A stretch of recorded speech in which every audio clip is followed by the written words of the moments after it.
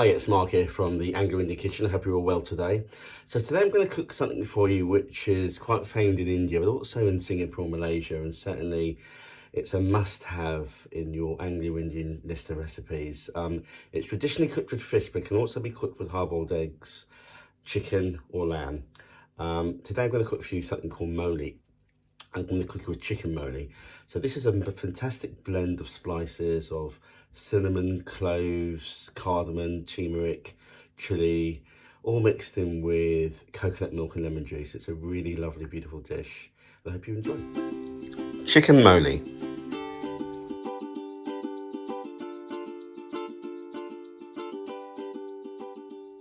So the ingredients for our Molee, and I've done this in the order that they go into the pan, is 3 or 4 green chilies, some curry leaves, an onion finely diced, some fresh ginger finely diced, and some fresh garlic finely diced. That's about a teaspoon of ginger and a teaspoon of garlic. And then we have our spices. So we have some teaspoon of turmeric powder, 1/4 teaspoon of cinnamon powder, 1/4 teaspoon of clove powder, and 1/4 teaspoon of cardamom powder.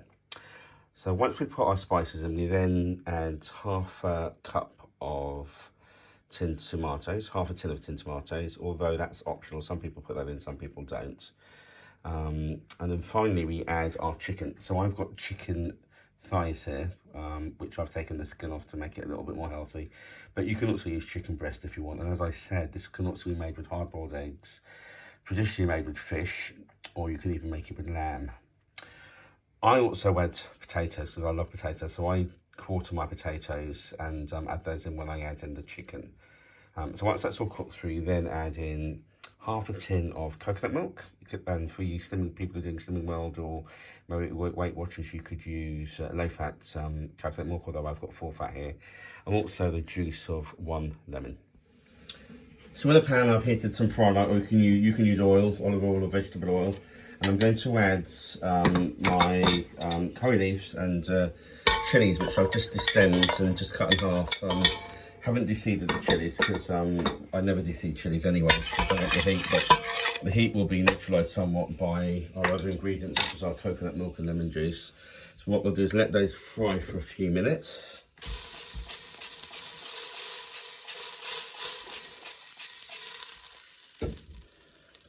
I'll come back to those. So the chilies and the curry leaves have been cooking for a few minutes. Now we need to add our onions. So the reason why the onions go in first is because they take the longest to cook. So there's always a bit of sense to our onions here. So the onions go first, and then we add in our garlic and ginger, because then that doesn't take quite as long to cook.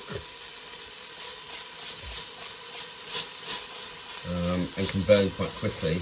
And finally we then add our spices, and it's generally that order because of the speed that can cook. I will brown for a few minutes, and as I've said previously, if you find either onions or your spices are catching, add a little bit of water, or turn the heat down certainly. So let those brown for a few minutes. So our onions have now cooked through nicely. We next add in our spices. So we have a teaspoon of turmeric powder, a teaspoon of cardamom powder, a teaspoon of cloves, and cinnamon. So put that all through.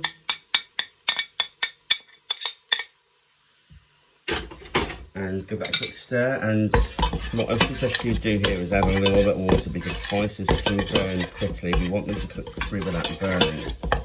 So add a little bit of water, just to aid the cooking process. They're really lovely warm spices, and they complement the coconut milk beautifully. So we'll let those just cook through for a little few minutes. So once those spices are cooked through, we then add 1/2 tin of chopped tomatoes. Again, some people put these in, some people don't, so it's an optional extra if you like, but I prefer to have it with, because it gives us a little bit more flavour, but also it gives us a little bit more liquid as well to play with, rather than having to add water in to create more gravy. We'll let those cook through before we add our chicken. So those tomatoes are cooked through nicely. So now we'll add our chicken, and I'll add in potatoes at the same time actually, because they both take about half an hour to cook or so. So that's our chicken in, and then we'll add our potatoes in. I love potatoes and curries. So whenever I can add them, I will. And then we'll add some water, just so that they cover them, so they cook. And then give that a good stir.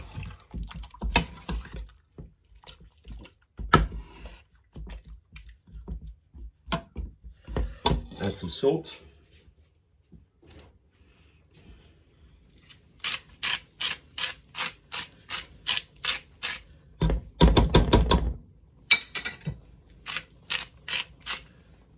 Again, give that another good stir. And then what we'll do, we'll let this cook for about half an hour until the chicken has cooked through and the potatoes are nice and soft. And then we'll come back to it and add our final ingredients. So what we'll do is we'll cover this up so that it cooks through nicely.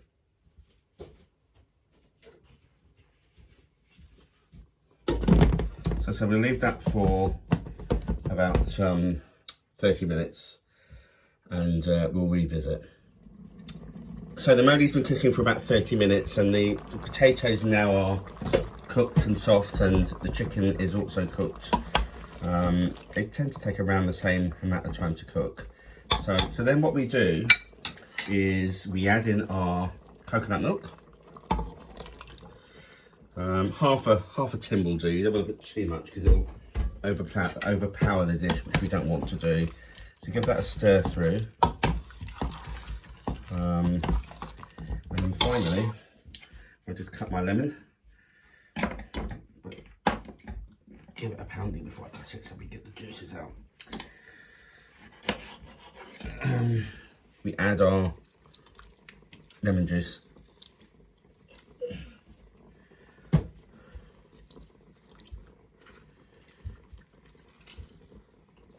And then give that a stir. And then cook that through for another few minutes.